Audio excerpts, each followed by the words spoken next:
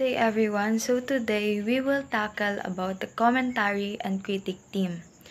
Yung critical analysis method, sa madaling sabi, ito yung paraan ng pag-aaral sa isang paksa sa pamamagitan ng paghahati nito sa iba't ibang parts para mas ma-evaluate yung paksa na aaralin mo. I-identify daw yung key concepts. Ano ba yung mga key concepts?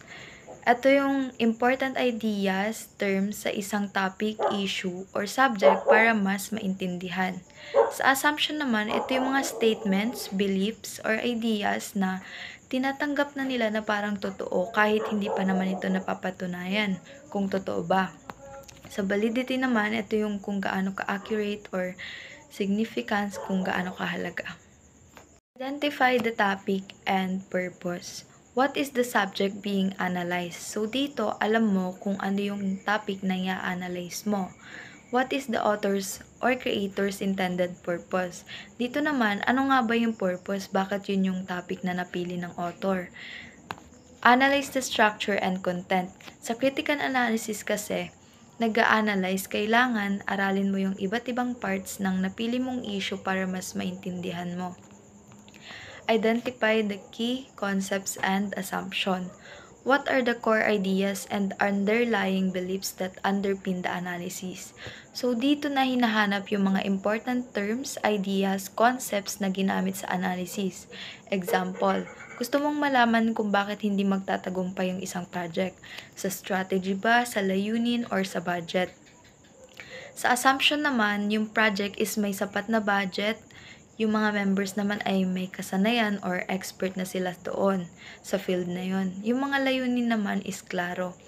So, kapag na-identify na yung mga yan, mas magiging effective yung recommendation at malinaw yung pagsusuri. Evaluate the evidence and validity. So, anong bang purpose nito? Para malaman kung gaano ka-effective or impact nito sa isang bagay. Relevant ba yung evidence na ginamit mo sa isang arguments? Mapagkakatiwalaan ba yung pinagkuhanan mo ng evidence? Kapag iniisip yung mga possible na bias at mga limitation, mas magiging klaro at malinaw yung pagsusuri. Consider the context. How does the analysis relate to broader social, cultural, or historical context? Dapat dito i-consider din yung context kung nasa social ba, cultural, or di kaya historical context. Iayon siya sa kung anong context siya kabilang. Formulate your own interpretation. What are your own conclusions and insights based on your critical analysis? Dito, gagawa ka ng sarili mong opinion para sa nakalap mong impormasyon. Communicate your findings. Dito, ipapahayag mo kung ano yung natuklasan or nalaman mo sa pamamagitan ng madaling paraan na madali na lang maintindihan ng iba. Ibigay mo na rin dito yung mga sapat na evidences na nakalap or nakuha mo. Critic writing methods. Critical analysis methods are essential skills for evaluating information, arguments, and ideas. They help you move beyond simply accepting information at face value and encourage you to think deeply, question assumptions, and form your own informed opinions.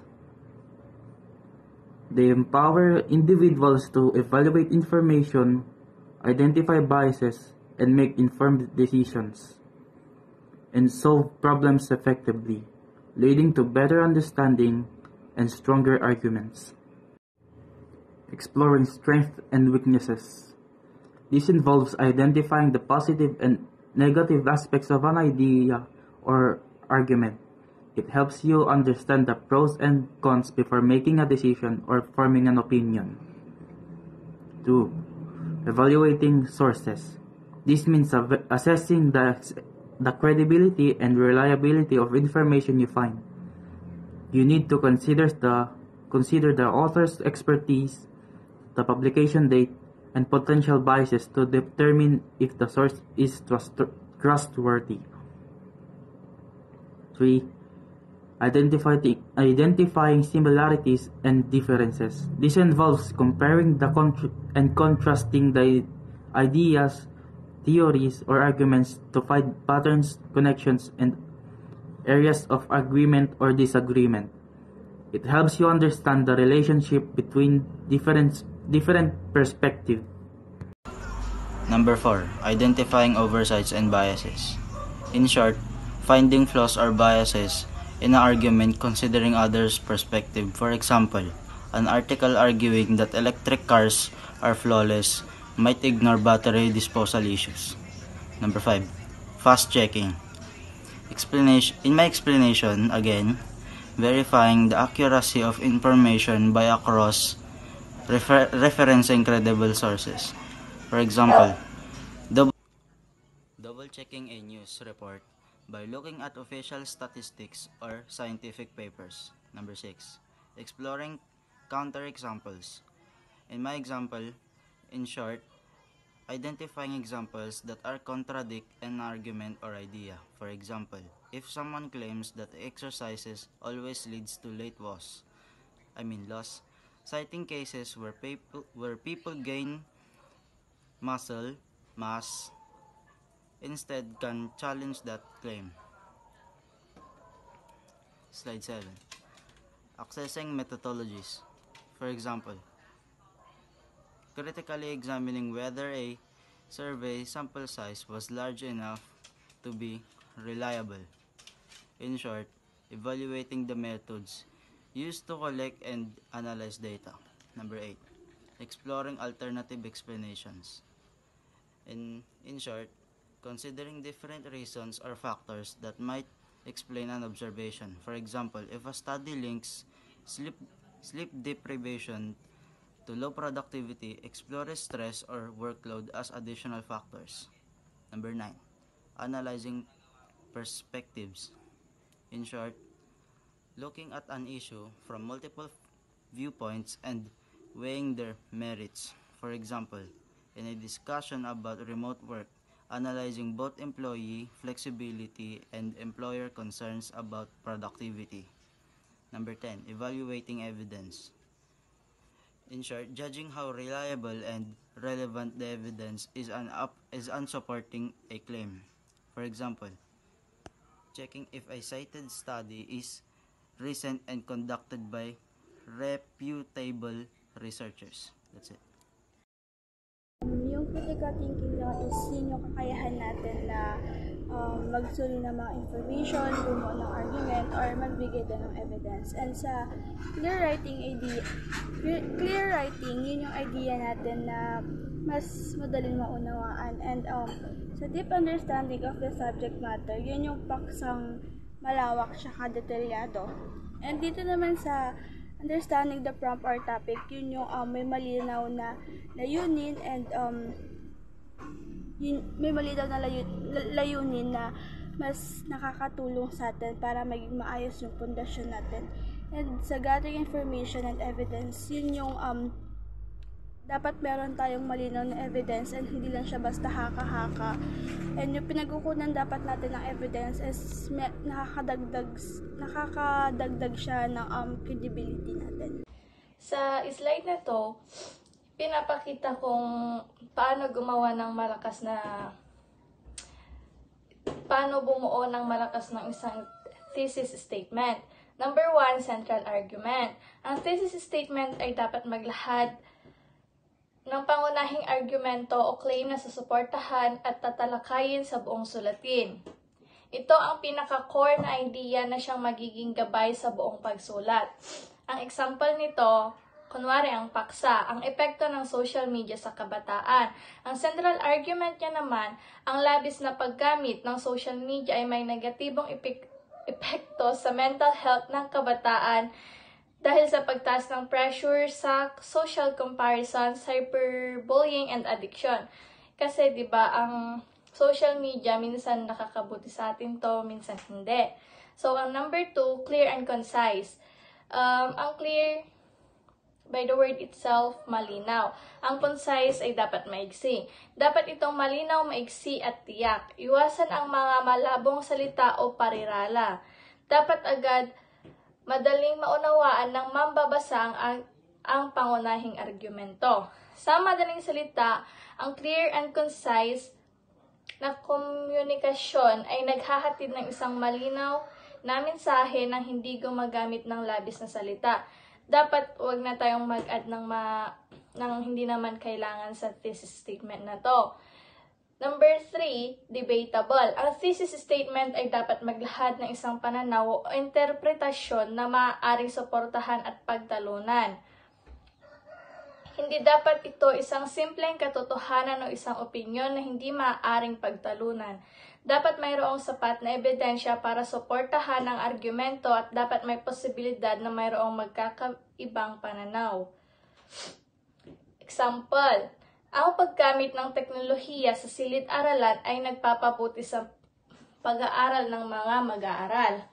May mga magagandang epekto ang teknolohiya, ngunit meron ding mga hamon at negatibong epekto, kaya ito ay debatable. Ang isang pwedeng example dito ay kung ano yung nauna, manok ba o itlog. Dito naman, ang structuring or commentary ay tumutukoy sa proseso ng pag-oorganisa ng iyong mga ideya at argumento sa isang lohikal at madaling maunawaang paraan. Number 1, introduction. Lahat tayo alam na natin yung mga introduction. Dito dapat ipakilala ang mga paksa, magbigay ng konteksto at ihayag ang thesis statement. Ibig sabihin, dapat bigyan ng background ang mambabasa at sabihin kung ano ang pangunahing argumento o komentary. Number 2, body paragraph. Ang bawat talata sa katawan ng komentary ay dapat tumuon sa isang specific na argumento o idea na sumusuporta sa thesis statement. Ang bawat talata ay dapat magkaroon ng isang pangunahing punto. Ang body paragraphs ay ang mga talata sa gitna ng isang sanaysay, ulat o iba pang uri ng mga sulatin na sumusuporta sa thesis statement o pangunahing argumento. Ang mga ito ang naglalaman ng mga detalyed, ebidensya at pagsusuri na nagpapatunay sa pangunahing punto. Sa body paragraphs, pwede kang kumuha sa internet para internet as ebidensya mo. Kagaya sa research, diba? Sa RRL, ganon. Pero hindi naman natin dapat i-copy-paste to. Ipa-paraphrase, i-revise, ganon. Next, evidence and analysis. Dapat gumamit ng mga relevant na ebidensya at pagsusuri upang suportahan ang mga claim o argumento sa bawat talata. Hindi sapat ang pagsasabi lamang ng argumento. Kailangan itong patunayan gamit ang mga datos, halimbawa o iba pang uri ng ebidensya. Evidence, ito ang mga konkretong datos, halimbawa o iba pang uri ng suporta na ginagamit upang mapatunayan ang iyong mga claims, kung ano yung side mo. Diba? Analysis, ito ang interpretasyon at pagpapaliwanag ng mga ebidensya. Hindi sapat ang pagbanggit lamang ng ebidensya, kailangan itong ipaliwanag kung paano nito sinusuporta ng iyong argumento. Bakit nga ba magkasama ang evidence at analysis? Ang pagsasama ng evidence at analysis ay nagre-resulta sa isang mas malakas at mas epektibong argumento dahil mas malalalim ang kanilang pag-unawa sa iyong sinusulat at mas magiging makapani-paniwalang iyong papel dahil meron kang ebidensya. So number 2, transitions. Transitions. Dapat gumamit ng malinaw na transitions upang maikonekta ang mga idea sa pagitan ng mga talata at mapanatili ang lohikal na daloy ng pagsulat. Ang mga transition words o phrases ay mahalaga upang maayos na ipaliwanag ang ugnayan ng mga idea. Ang isang epektibong transition sa thesis statement ay nagsisiguro na ang iyong mambabasa ay handa at nakatuon sa iyong pangunahing argumento. Ito ay nagbibigay ng isang malinaw na direksyon sa iyong papel at ginagawang mas madali para sa mambabasa na sundan ang iyong mga idea. Next, conclusion. Sa conclusion, dapat ibuod ang mga pangunahing punto, muling ipahayag ang thesis statement at magbigay ng isang huling pag-iisip o implikasyon.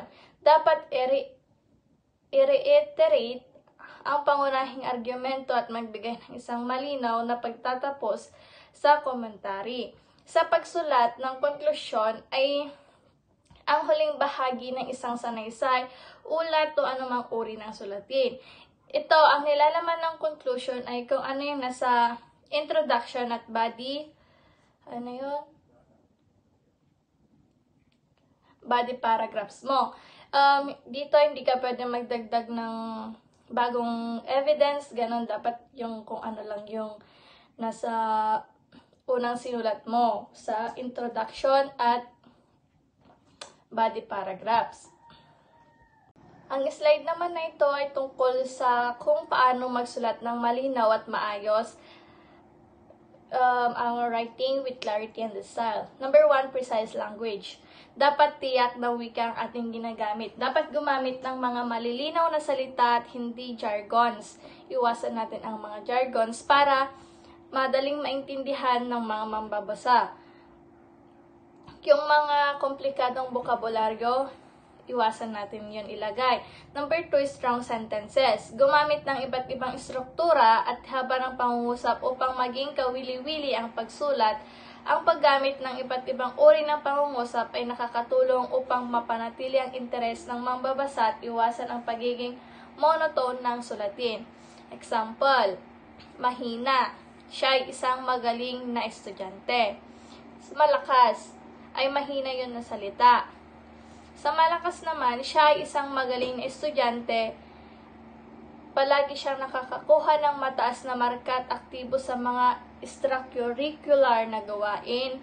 Parang ipinapakita rito na dapat mas maging maayos ang ating ginagamit na salita para mas maintindihan ng karamihan. Siyempre, tingnan nyo sa mahina. Siya ay isang magaling na estudyante.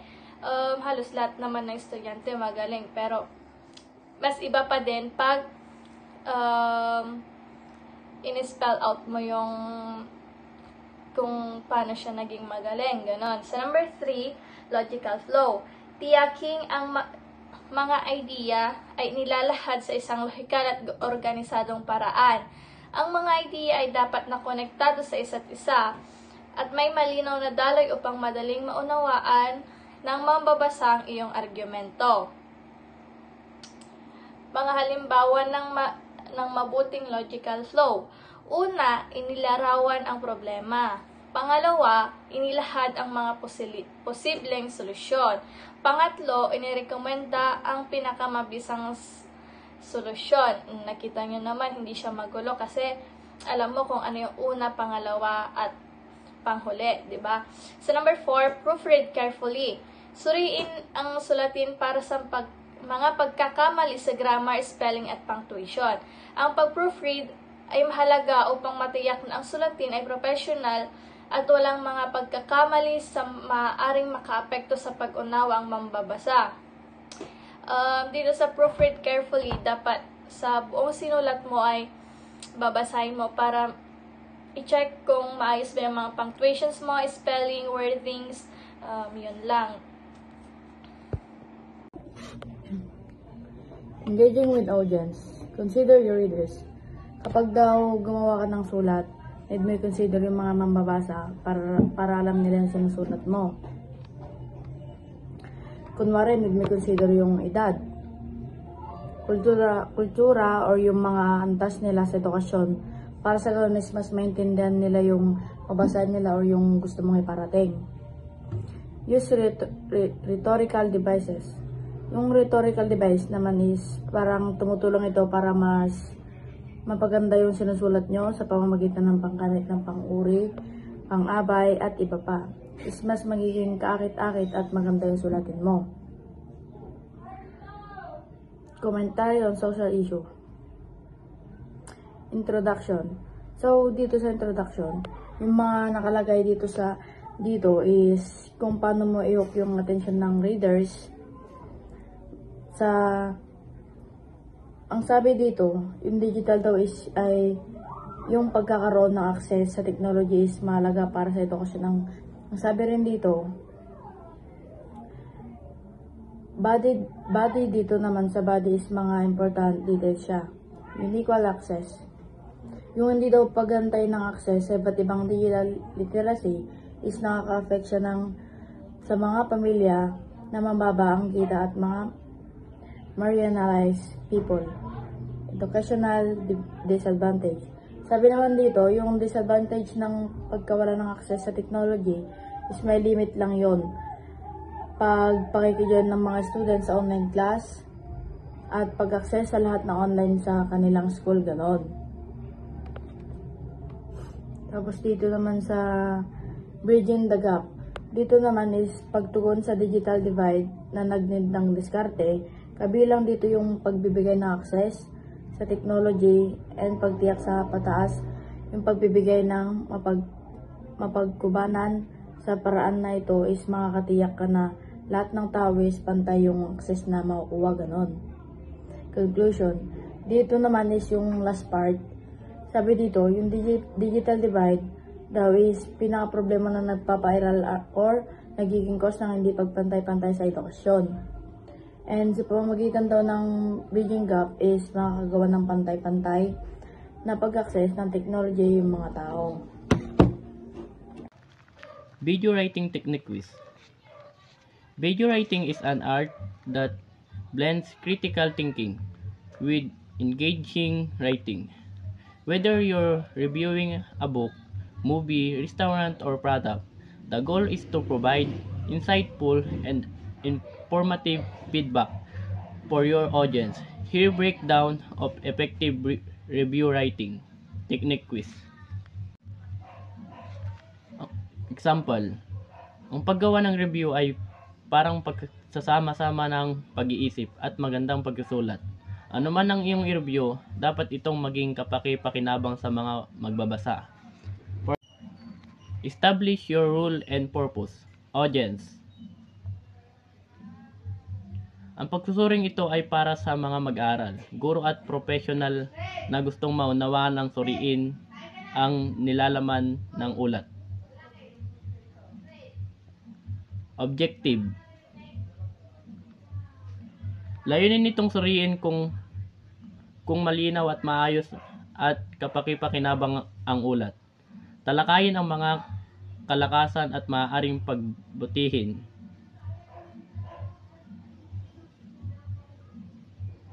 Tone. Gagamit ng formal ngunit madaling maintindihan tono upang mas maunawaan ng lahat ng mambabasa. Number 2. Buod ang isang pinakamaikling pagpapakilala sa paksa at pagbibigay ng mahalagang konsepto. Dito dapat linawin ang pangkalatang ideya ng paksa at mga kaugnay na impormasyon na kailangan para maunawaan ito. Personal na koneksyon, magpapaliwanag sa unang impresyon sa paksa at kung bakit ito piniling pag-aralan o repasuhin. Ito ay nagbibigay ng personal na pananaw at motibasyon ng manunulat. Pangunahing puntos, pagbibigay diin sa mga pinakamahalagang aspeto ng paksa. Dito dapat ilista at ipaliwanag ang mga mahalagang detalye na nagpapakita ng pangunahing argumento o konsepto ng paksa. Number 3. Kalakasan.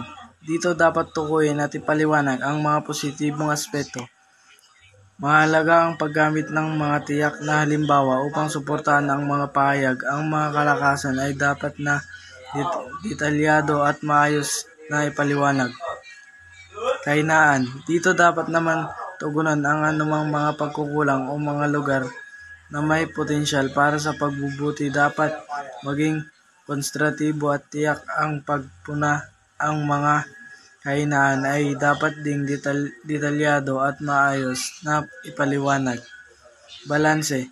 Mahalaga ang pagsusumikap para sa isang balanseng pananaw na kinikilala ang parehong kalakasan at kahinaan. Hindi dapat lamang puro positibo o negatibo ang kritikal na pagsusuri. Ang layunin ay magbigay ng isang komprehensibo at patas na pagtatasa. Number 4. Introduction. Dito dapat makuha ang atensyon ng mambabasa gamit ang isang hook, isang kapansin-pansing pahayag o tanong. Itatag ang konteksto ng paksa at ipahayag ang pangkalahatang opinyon ng manunulat. Ang introduction ay dapat na maikli at nakakaengganyo. Mga talata sa katawan. Dito dapat maayos na maipaliwanag ang kritikal na pagsusuri sa isang lohikal at organisadong paraan. Ang mga argumento ay dapat na malinaw, may suporta at pagkakaugnay. Konklusyon. Dito dapat ibuod ang mga pangunahing punto, ulitin ang pangkalahatang opinyon at magbigay ng huling pag-iisip o rekomendasyon. Ang conclusion ay dapat na magbigay ng isang malinaw at tiyak na pagtatapos sa pagsusuri. Number 5. Use descriptive language. Sensory details appeal to the reader's senses with vivid descriptions. Example, sight, sound, taste, smell, and touch. Dapat daw ang pagbuo ng sulat o kaya nobela ay parang makakabuo ng isang description habang binabasa ito ng mga viewers. Kaya habang binabasa ito ay may isip na nila agad ano ba yung nangyayari. Next is figurative language. Use metaphors, similes, and other literary devices to create a more engaging experience. Ang figurative naman ay pagbuo ng isang salita matalimhaga, for example. Sa metaphor, the night was a blanket covering the world in dark silence. At sa simile naman, the river flowed like silver ribbons under the moonlight. Specific examples support your claims with concrete examples from the subject. Means ay dapat ang isang bagay ay makakatotohanan at may details. For example, instead of saying I ate lunch, say I devoured a warm, buttery croissant, the flaky layers crumbling between my fingers as I took each bite. Engage with the audience. Number 1. Active voice. Use active voice to make your writing more direct and engaging. Means ay dapat clear ang pagsulat at direct to the point.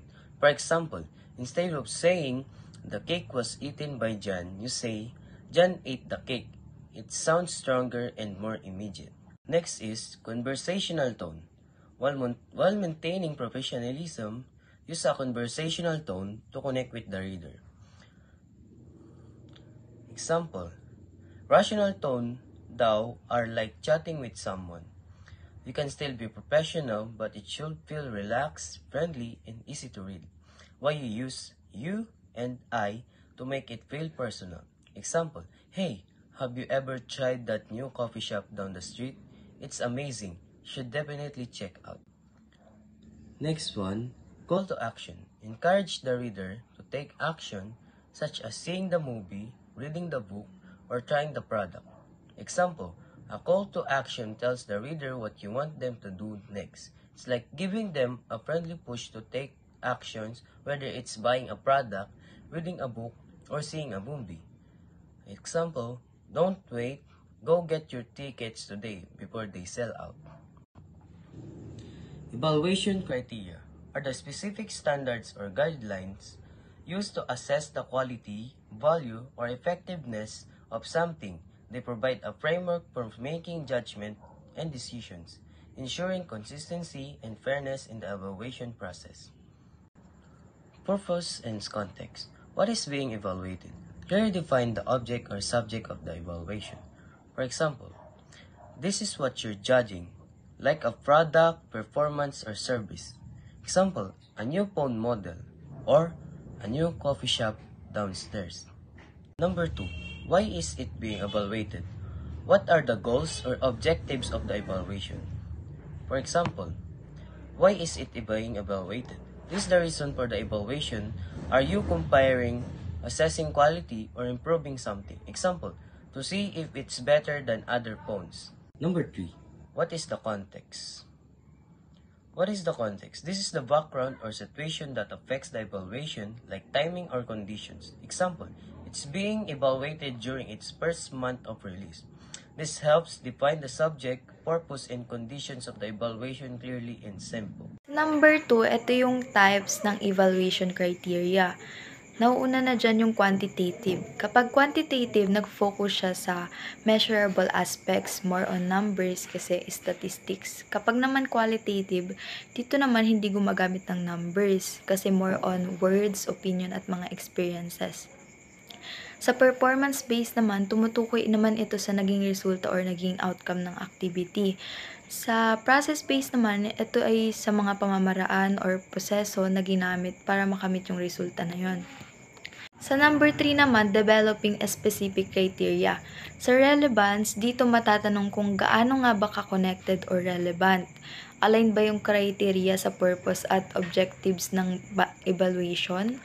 Sa clarity naman, na-explain ba ng maayos yung criteria at madaling maintindihan?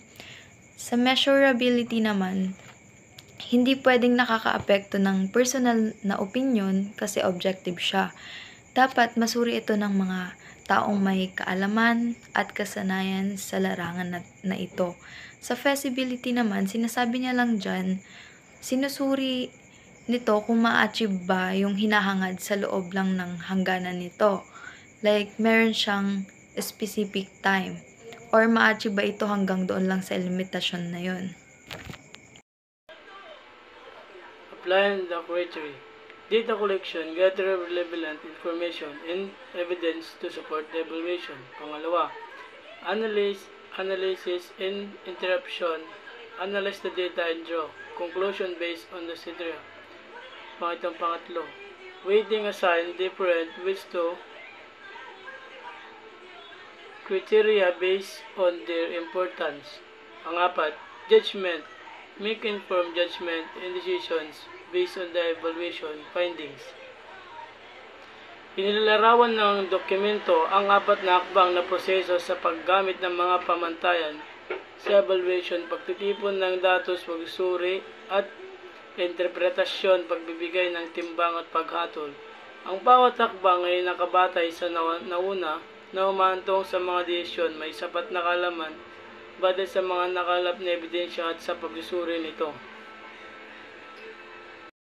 Number 5. Example of evaluation criteria.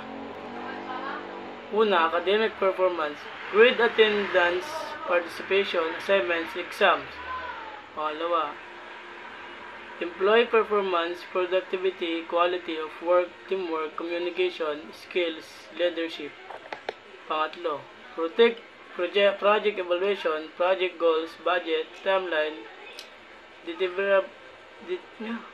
deliverables, impact. Pangapat, product review, functionality, design, usability, durability, value for money. Panglima, restaurant review, food quality, service, ambience, cleanliness, and price. Ang slide na ito ay nagbibigay ng mga halimbawa ng pamantayan sa pagsusuri para sa iba't ibang konteksto.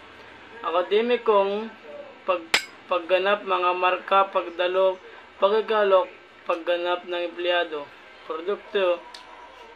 produktibidad, kalidad ng trabaho, pagsuri ng proyekto, mga layunin, budget, takdang panahon, pagsuri ng produkto, paggana, disensyo at pagsuri ng restaurant, kalidad ng pagkain, serbisyo.